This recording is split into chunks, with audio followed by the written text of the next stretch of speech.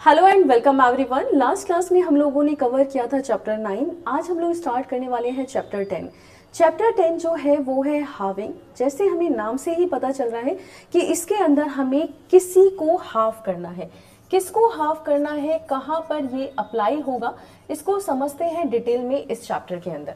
देखिए यहाँ पर इस चैप्टर में आपको समझना है कि कॉन्सोनेंट को हमें हाफ करना है। जैसे ये हमारा एक कॉन्सोनेंट की लेंथ होती है, इसको हमें हाफ करना है, 1/2 कर देंगे। क्यों कर देंगे 1/2 और किसके लिए हम 1/2 करेंगे?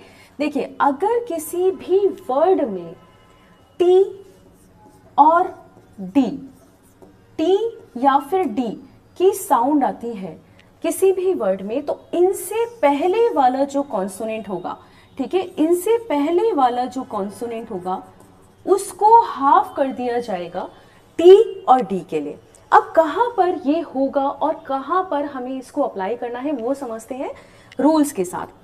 अगर किसी वर्ड में सिंगल कॉन्सोनेंट आएगा, किसी भी वर्ड में सिंगल कॉन्सोनेंट आएगा with the sound of T और डी, ये ध्यान से समझिएगा, सिंगल कॉन्सोनेंट है लेकिन उसके साथ टी और डी का भी साउंड है हमारे पास।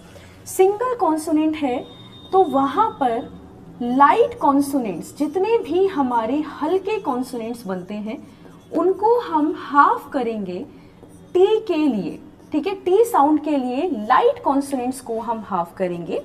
और जितने भी सिंगल कॉन्सोनेंट्स रहेंगे उसमें जो भी डार्क कॉन्सोनेंट्स हमारे बनते हैं या आप कहेंगे हैवी कॉन्सोनेंट्स बनते हैं, उनको हम हाफ करेंगे डी के साउंड के लिए, ठीक है। डी के लिए हम डार्क कॉन्सोनेंट्स को हाफ करेंगे लेकिन कॉन्सोनेंट सिंगल होना चाहिए, मतलब आपको उस पर्टिकुलर डी या टी का साउंड आएगा, विद दैट आपको जो उससे पहले कॉन्सोनेंट है वो सिंगल होना चाहिए।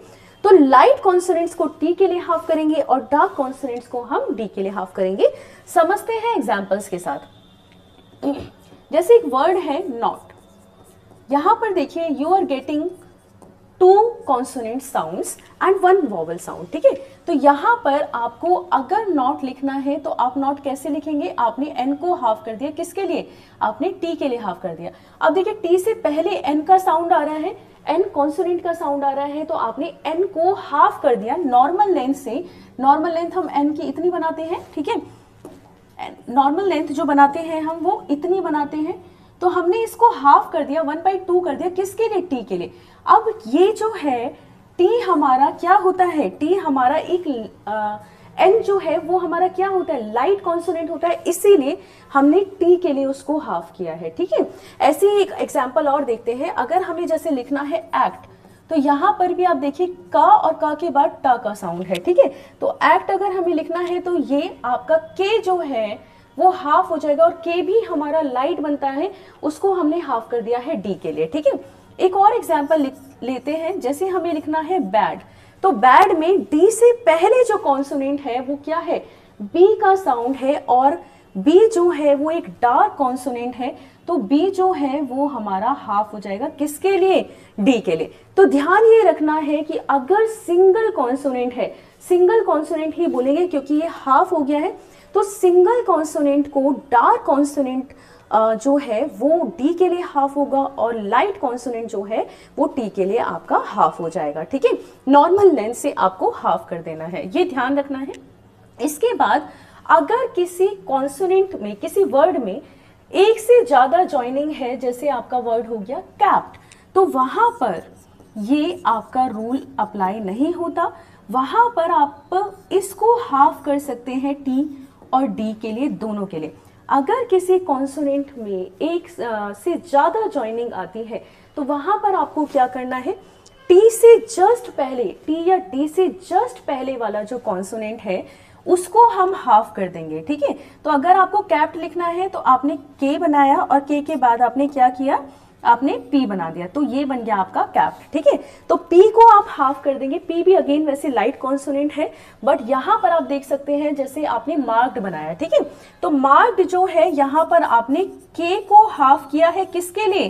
के भी लाइट कॉन्सोनेंट होता है, के को आपने हाफ किया है किसके लिए? आपने डी के लिए हाफ किया है। तो के भी लाइट कॉन्सोनेंट है लेकिन उसको आपने हाफ किया है, ठीक है। तो यहाँ पर आपको ध्यान देना है कि अगर मोर देन वन कॉन्सोनेंट है तो वहां पर आप टी और डी दोनों के लिए हाफ कर सकते हैं, लेकिन अगर सिंगल कॉन्सोनेंट है तो वहां पर आप लाइट कॉन्सोनेंट में आप टी के लिए हाफ करेंगे और डार्क कॉन्सोनेंट्स में आप डी के लिए हाफ करेंगे। यहाँ पर सारे एग्जाम्पल्स आपको दिए हुए हैं, एक एक एग्जाम्पल की प्रॉपर प्रैक्टिस करें। जैसे जैसे आपका आस्क्ड हो गया तो यहाँ पर भी देखिए के को हाफ किया गया है डी के लिए, टॉक्ड हो गया तो यहाँ पर आपका के को हाफ किया गया है डी के लिए। डी एक डार्क कॉन्सोनेंट होता है और के लाइट कॉन्सोनेंट होता है। तो वहां पर आप देखिए जो मोर देन वन कॉन्सोनेंट, जहां पर मोर देन वन ज्वाइनिंग होगी तो वहां पर आप ऐसा कर सकते हैं, ठीक है। अगर किसी वर्ड में, जैसे नोट्स दिया हुआ है, अगर किसी वर्ड में एस का साउंड आता है तो सबसे एंड में आप उसको रीड करेंगे। तो अगर किसी वर्ड में एस का साउंड आता है तो वहां पर टी से वैसे भी पहले आपका एन का आ रहा है तो उसको हाफ कर दिया है, बट अगर किसी वर्ड में सर्कल आ रहा है तो वहां पर सबसे एंड में वो प्रोनाउंस होगा, ठीक है। तो इसके बाद यहाँ पर आपको ऑलरेडी एग्जाम्पल दे चुकी हूं मैं कि अगर डी है किसी वर्ड में तो उससे पहले वाला जो कॉन्सोनेंट है अगर आपका सिंगल है तो वो हाफ होगा, ठीक है। यहाँ पर आपका ये सेक्शन ओवर होता है। इसके बाद है शॉर्ट फॉर्म्स। शॉर्ट फॉर्म्स आपका दिया हुआ है, उसकी आपको प्रैक्टिस करनी है कम से कम 5 से 6 लाइनें प्रॉपर। उसके बाद यहाँ पर एक से ज़्यादा सिलेबल्स दिए हुए हैं, एक से ज़्यादा कॉन्सोनेंट्स दिए हुए हैं जिनकी आपको प्रैक्टिस करनी है। ये ऑलरेडी एग्जांपल्स में आपको दिया हुआ है, जैसे अटैच्ड हो गया, आंसर्ड हो गया, एक्सेप्ट हो गया। तो जो एक से जहाँ पर एक से ज़्यादा ज्वाइनिंग है वो टी और डी दोनों के लिए हाफ हो सकता है वहाँ पर। यहाँ पर ये सेक्शन आपका ओवर होता है। अगर किसी वर्ड में, यहाँ पर एक सेक्शन और है, अगर किसी वर्ड में थर्ड प्लेस का कोई वर्ड है, जैसे एग्जाम्पल देखते हैं, जैसे ईस्ट हो गया, ठीक है। अगर कोई वर्ड जो है वो थर्ड प्लेस पर है तो थर्ड प्लेस का रूल क्या कहता है कि भाई हमें जो बनाना है वो थ्रू द लाइन अपनी आउटलाइन बनानी है। लेकिन अगर उस वर्ड में हाविंग हो रही है तो आपको जो करना है वो उसको ऑन द लाइन बनाना है। सेकेंड प्लेस और फर्स्ट प्लेस के जो वर्ड्स हैं, second place and first place के वर्ड्स अपने प्लेसेस पर ही बनेंगे जैसे आप बनाते थे वहां पर आपको। लेकिन थर्ड प्लेस पर क्या करना है, थर्ड प्लेस पर आपको ऑन द लाइन बनाना है और आपको ध्यान ये रखना है कि आपको वॉवल जरूर पुट करना है ताकि आप उसको प्रॉपर रीड कर सकें। तो अगर आपको कोई ऐसा वर्ड है जैसे ईस्ट हो गया, कोई भी वर्ड जो थर्ड प्लेस का है, वहां पर आपको ये ध्यान रखना है कि आपको उसको ऑन द लाइन बनाना है, क्योंकि आप थ्रू द लाइन उसको नहीं बना सकते और आप उसको रीड नहीं कर पाएंगे प्रॉपर। तो वहां पर आपको वॉवल से ध्यान रखना है, वॉवल पुट करना है। और अभी आप देख रहे हैं कि वॉवल्स काफ़ी कम हो गए, काफ़ी कम यूज़ करते हैं हम, क्योंकि हम बिना वॉवल्स के भी रीड कर सकते हैं अपनी आउटलाइंस को। और आगे आगे जैसे आप आगे बढ़ेंगे तो वहाँ पर आप देखेंगे कि सिर्फ इसेंशियल वॉवल्स ही आप पुट करेंगे अपनी आउटलाइंस के अंदर, ठीक है। यहाँ पर आपका ये चैप्टर फिनिश होता है, ठीक है। ओके, यहाँ पर एक छोटा सा सेक्शन और है। अगर कोई वर्ड ऐसा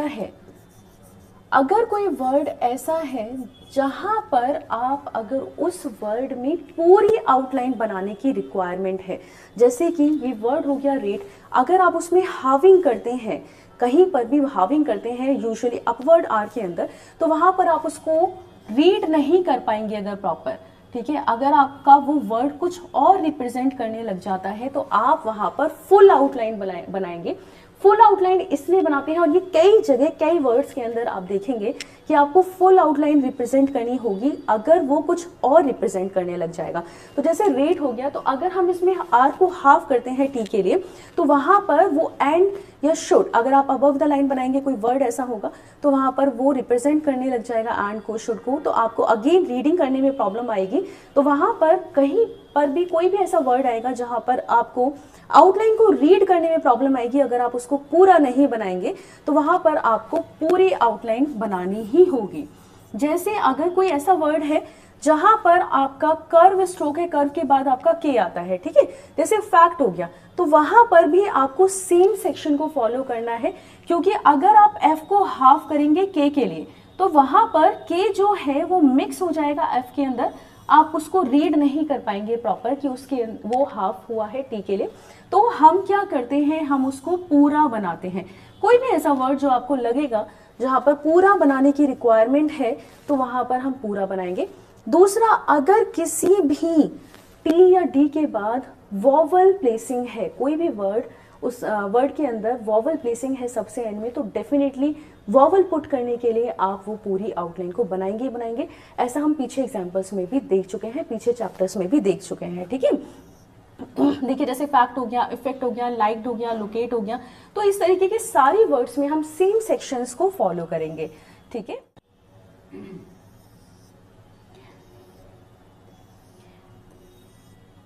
इसके बाद आता है हमारा एक छोटा सा और सेक्शन जो कि है डाउनवर्ड एल। डाउनवर्ड एल हम ऑलरेडी एक बार पढ़ चुके हैं, बट इसमें और कुछ हमारे रूल्स अवेलेबल हैं, इसको हम पढ़ेंगे नेक्स्ट क्लास में। आज के लिए सिर्फ इतना ही। Thank you so much.